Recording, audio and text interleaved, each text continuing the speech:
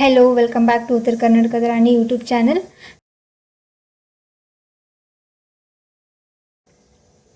ನಾವಿಲ್ಲಿ ನಾರ್ಮಲ್ ಆಗಿ ದೋಸೆ ಮಾಡ್ತೀವಲ್ಲ, ಆ ಅಕ್ಕಿನ ಇಲ್ಲಿ ನಾನು ತೊಗೊಂಡಿದ್ದೀನಿ. 2 ಕಪ್ ಅಷ್ಟು ನಾನಿಲ್ಲಿ ಅಕ್ಕಿನ ತೊಗೊಂಡಿದ್ದೀನಿ.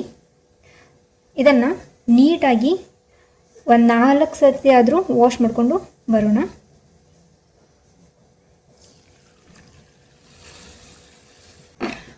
ನೋಡಿ, ನಾನಿಲ್ಲಿ ಇದನ್ನು 4 ಸರ್ತಿ ಚೆನ್ನಾಗಿ ವಾಶ್ ಮಾಡ್ಕೊಂಡು ಬಂದಿದ್ದೀನಿ.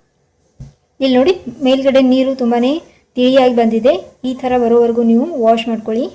ನಾನಿಲ್ಲಿ 4 ಸರ್ತಿ ಮಾಡ್ಕೊಂಡಿದ್ದೀನಿ. ಅಷ್ಟೊತ್ತಿಗೆ ಇದು ಕ್ಲಿಯರಾಗಿ ವಾಟ್ರ್ ಬಂದಿದೆ. ಈ ಅಕ್ಕಿನ ಇವಾಗ ನಾವು 1 ಗಂಟೆ ಆದರೂ ನೆನೆಸಿಟ್ಕೊಳ್ಳೋಣ.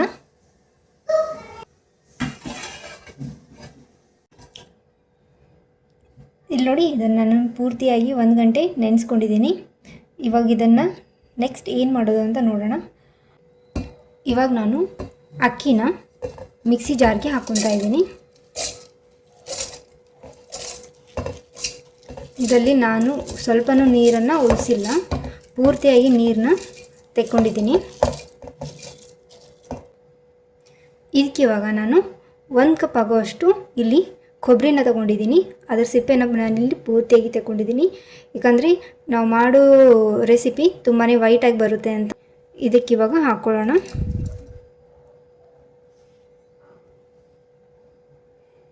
ಇವಾಗ ನೋಡಿ, ಅದೇ ಕಪ್ಪಿಂದ ನಾನಿಲ್ಲಿ ಅರ್ಧ ಕಪ್ಪಷ್ಟು ಇದರಲ್ಲಿ ನೀರು ಹಾಕ್ಕೊತಾ ಇದ್ದೀನಿ. ಇದನ್ನು ಇವಾಗ ಮಿಕ್ಸಿ ಮಾಡಿಕೊಂಡು ಬರೋಣ.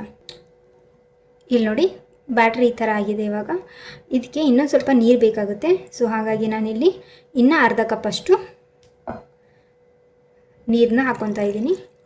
ಇವಾಗ ಟೋಟಲ್ ಆಗಿ ನಾನು ಇದರಿಂದ 1 ಕಪ್ ಆಗುವಷ್ಟು ನೀರನ್ನ ಹಾಕ್ಕೊಂಡಿದ್ದೀನಿ.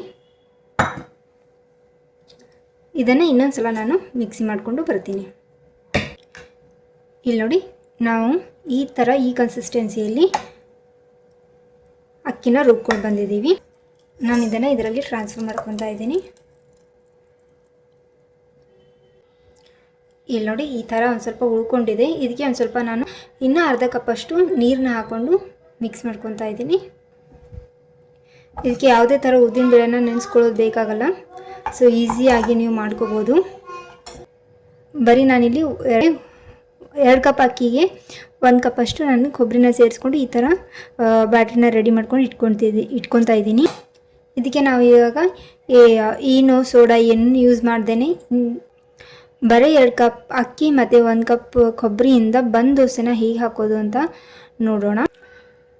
ಈ ಬ್ಯಾಟ್ರನ್ನ ನಾನು ನೈಟೇ ರೆಡಿ ಮಾಡ್ಕೊಂಡು ಇಟ್ಕೊತಾ ಇದ್ದೀನಿ. ಯಾಕಂದರೆ ನನಗೆ ಇದನ್ನು ಮಾರ್ನಿಂಗ್ ಬ್ರೇಕ್ಫಾಸ್ಟಲ್ಲಿ ಮಾಡೋದಿದೆ. ಸೊ ಹಾಗಾಗಿ ಇದನ್ನು ನಾನು ಓವರ್ ನೈಟು ಫರ್ಮೆಂಟೇಷನಲ್ಲಿ ಇಡ್ತಾ ಇದ್ದೀನಿ. ಇದಕ್ಕೆ ಯಾವುದೇ ಥರ ಈನೋ ಸೋಡಾ ಏನೂ ಯೂಸ್ ಮಾಡ್ತಾ ಇಲ್ಲ ನಾನು.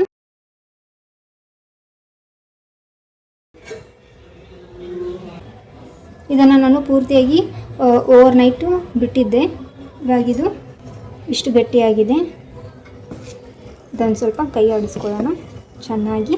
ಉಳೋದಕ್ಕೆ ಇನ್ನೊಂದು ಸ್ವಲ್ಪ ನಮಗೆ ಇಲ್ಲಿ ಕನ್ಸಿಸ್ಟೆನ್ಸಿ ತೆಳುಬೇಕು. ಸೊ ಹಾಗಾಗಿ ಇಲ್ಲಿ ನಾನು ಇಲ್ಲಿ ನೋಡಿ, ಯಾವ ಕಪ್ಪಿಂದ ಅಕ್ಕಿ ತೊಗೊಂಡಿದ್ನಲ್ಲ ಅದೇ ಕಪ್ಪಿಂದ ಇನ್ನೂ ಅರ್ಧ ಕಪ್ಪಷ್ಟು ನಾನಿಲ್ಲಿ ನೀರನ್ನ ಹಾಕ್ಕೊತಾ ಇದ್ದೀನಿ. ಇವಾಗ ಇದಕ್ಕೆ ನಿಮಗೆ ರುಚಿಗೆ ಎಷ್ಟು ಬೇಕೋ ಅಷ್ಟು ಉಪ್ಪನ್ನ ಹಾಕ್ಕೊಳ್ಳಿ. ಇದನ್ನು ಚೆನ್ನಾಗಿ ತಿರುಗಿಸ್ಕೊಳ್ಳೋಣ.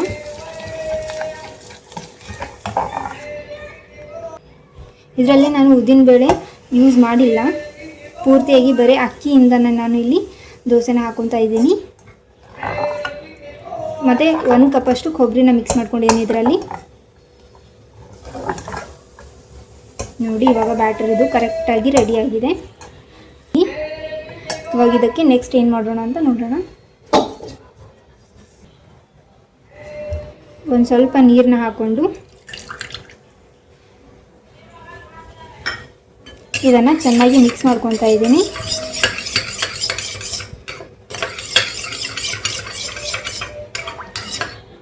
ಇದು ಒಂಥರ ನಿಮಗೆ ಸ್ಟಿಕ್ಕಿ ಕಡಾಯಿಗೆ ನಾನ್ ಸ್ಟಿಕ್ಕಿ ಕಡಾಯಿ ಥರನೂ ಮಾಡ್ಕೊಳ್ಳೋಕ್ಕೆ ಈಸಿ ಆಗುತ್ತೆ ಇದು ನಿಮಗೆ. ನಾನಿಲ್ಲಿ ದೋಸೆನ ಇದರಲ್ಲಿ ಹಾಕ್ಕೊತಾ ಇದ್ದೀನಿ, ಕಡಾಯಲ್ಲಿ ಹಾಕ್ಕೊತಾ ಇದ್ದೀನಿ. ನಾವು ಏನು ಮಿಕ್ಸರ್ ಮಾಡ್ಕೊಂಡಿದ್ವಲ್ಲ ಎಣ್ಣೆ ಮತ್ತು ನೀರದು, ಅದನ್ನು ಒಂದು ಸ್ವಲ್ಪ ಹಾಕ್ಕೊಳ್ಳೋಣ.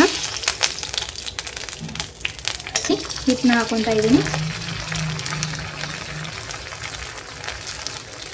ಇಲ್ಲಿ ನಾನು 1 ಸ್ಪೂನಷ್ಟು ಹಿಟ್ಟನ್ನ ಹಾಕ್ಕೊಂಡಿದ್ದೀನಿ. ಇಲ್ಲಿ ನಾನು ಸ್ಟೀಮ್ ಮಾಡ್ಕೊಳ್ಳೋದಕ್ಕೆ ಇವಾಗ ಈ ಥರ ನಾನು ಒಂದು ಮುಚ್ಚಳನ ಮುಚ್ಕೊಂಡು ಈ ಥರ ಸ್ಟೀಮ್ ಮಾಡ್ಕೊತಾ ಇದ್ದೀನಿ.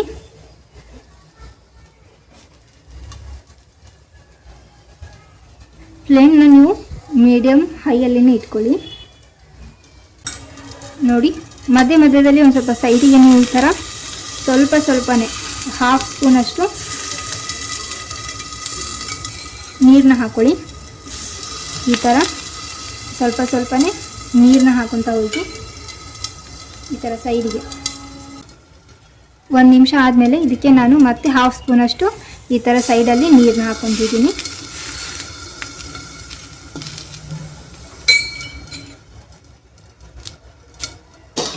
ನೋಡಿ, ಎಲ್ಲಿನೂ ಅಂಟ್ಕೊಳ್ಳಾರದೆ ಎಷ್ಟು ಈಸಿಯಾಗಿ ನಿಮ್ಮ ಕೈಗೆ ಬರುತ್ತೆ ಅಂತ. ಇದು ಕೂಡ ಆಗಿದೆ. ಇವಾಗ ಅದನ್ನು ಸೈಡಲ್ಲಿ ಇಟ್ಕೊಳ್ಳೋಣ.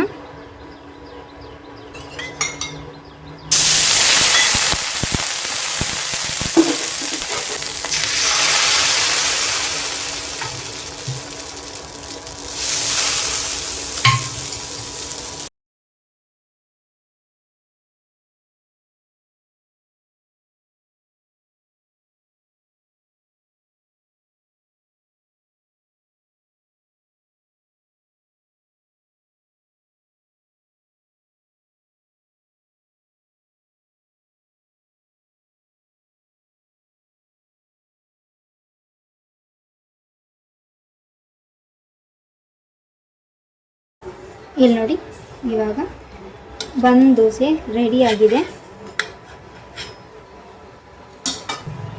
ತುಂಬಾ ನೀಟಾಗಿ ತುಂಬ ಚೆನ್ನಾಗಿ ಬಂದಿದೆ ಇದು. ನಾನು ಹೇಳಿರೋ ರೀತಿಯಲ್ಲಿ ನೀವು ಕಡಾಯಿಗೆ ಒಂದು ಸ್ವಲ್ಪ ಎಣ್ಣೆ ಮತ್ತು ನೀರನ್ನ ಮಿಕ್ಸ್ ಮಾಡ್ಕೊಂಡು ಹಾಕ್ಕೊಂಡ್ರೆ ಈ ಥರ ನಿಮಗೆ ಈಸಿಯಾಗಿ ನಾನ್ ಸ್ಟಿಕ್ ಥರ ನಿಮಗೆ ದೋಸೆ ಇಲ್ಲಿ ಬರುತ್ತೆ. ತುಂಬಾ ಚೆನ್ನಾಗಿ ಬಂದಿದೆ. ಇಲ್ಲಿ ನೋಡಿ, ಇವಾಗ ನನಗೆ